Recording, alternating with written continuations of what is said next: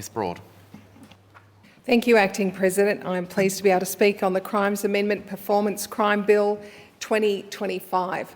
Now, crime rates in Northern Victoria are rising, with rural communities facing increasing threats from youth gangs, property crime, drug-related offences and violent incidents.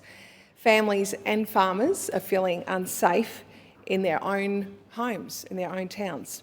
And we've seen a disturbing rise in young offenders, particularly posting and boasting about their crimes on social media, glorifying violence, theft and destruction, and facing little or no consequence for that. Now, this bill has been introduced to combat that post and boast, but we've seen in Queensland, the Northern Territory and New South Wales, they've introduced similar offences in 2024.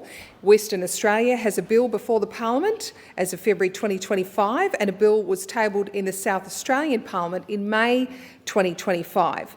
But this bill is weak. It is like Swiss cheese. It has lots of holes in it. Now, what's not in this bill? Assault. Assault is not a relevant offence for the purpose of this bill. Another, dangerous driving. Dangerous driving is not a post and boast offence under this bill. Now, why not? Another, destroying or damaging property, including through arson, is not a post and boast offence. Why not? Now, in Victoria, under this bill, only the person who commits the crime and then posts about it themselves can be liable. Now, somebody can have a mate standing beside them, filming, and that mate can put it online, and as long as they did not commit the offence, they've got a clear pass under this post and boast legislation. Now, when I look at the crime rates that we're seeing in Victoria compared to New South Wales, it shows, how off track we are. And just to give you an insight in some of the things that are happening, I know in Bendigo, near where I live, the Bendigo Theatre Company was broken into recently, and they've been broken into before.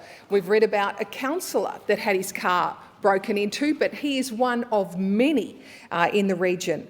We have actually in Bendigo, the City of Greater Bendigo paid for a security guard to be there at the library. And I know in our streets, as you walk up, there are boards on some of the shop windows because windows have been broken through antisocial behaviour. Hooning is a big issue in our area, and people have told me about hearing the screeches at night and being quite scared about that. We have people walking in the street that are high as a kite, and some of them have been very threatening to other people. And I know retail theft has been a huge issue, and we're seeing in the Hargraves Mall, the number of shops that are empty now with people, businesses moving out of that area. It is a big concern. But we're seeing all areas of crime increase in Bendigo in the 12 months with the data that we've seen from the Crime Statistics Agency to March 2025. Total offences up again 14%. Theft from retail stores, as I mentioned, up a whopping 84%. Aggravated robbery up 60%. Motor vehicle theft up 21%. Residential non-aggravated burglary up 35%. Now, it goes on. But I think in March, we had locals take to the streets. They had a protest about crime rates, and that was right in front of the Premier's office to send a very clear message. Last year, we had police walk off the job in Bendigo as part of a protracted pay dispute. Now, I held a crime forum at my office and had a number of residents and were able to connect them with Bendigo Police, and it's important that they get heard in this conversation because many feel that their calls for further action are just falling on deaf ears. But earlier this year, you would be aware that there was a vicious and violent attack on a security guard at the Bendigo Marketplace. And we've also had an attack that was reported on the news at a jewellery store where a resident actually took action. And this is just, one of many. But I know it's not just an issue that we're seeing in Bendigo, although another, I should recall also the tobacco shops. We've had tobacco fires happen in the middle of Bendigo, and we also had one at Epsom. And we have had reports of young people being bashed in the city centre, and I've spoken to parents that have told their kids to avoid walking in certain areas. It is a very different place than it was 20 years ago, I know that. But local businesses have reported a surge in crime, including vandalism, thefts and an attempted break-in at the Deck nightclub. Now, apart from anything else, Labor's soft on crime approach is making it a lot harder to do business in Victoria. But these statistics that I've talked about in the Bendigo region, we're seeing right across northern Victoria. In Loddonshire, total offences are up 24%. Stealing from a motor vehicle up 157%.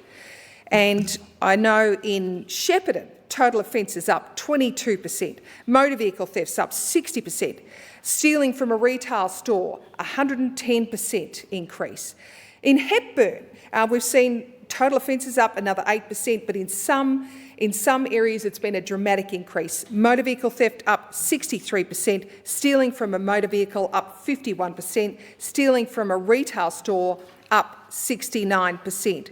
Now in Campaspe, total offences up 15%, residential aggravated burglary up 48%, stealing from a motor vehicle up 34%, total serious assault up 39%. These figures paint a very grim picture about the state of crime and the increase in crime that we're seeing across northern Victoria. And I've been reminded today from other members, it's not just northern Victoria, it's right across the state. But the Allan Labor government has failed to address this shocking increase in crime in any real way. Now, whether it's issues like the huge number of police vacancies that remain unfilled. There's been closing and reducing of hours of police stations. We've had the weakening of the bail laws, and apparently the tougher bail laws, they're trying to make them tougher. So Labor has contributed to these statistics, and behind every statistic is a person impacted by crime, and I've spoken to many of them, and it's not just a one-off, it's an impact that they carry for many, many years to come. Now, I think this government does send mixed messages, very much so, but it's important that this government considers our amendments. We've put forward a number of amendments to this bill to expand the list of offences to include assault, arson, dangerous driving and causing serious injury, to broaden the definition of publish to include sharing with even one person, and to mandate cumulative sentencing for post and boast offences, ensuring additional jail time beyond the original crime. Thank you.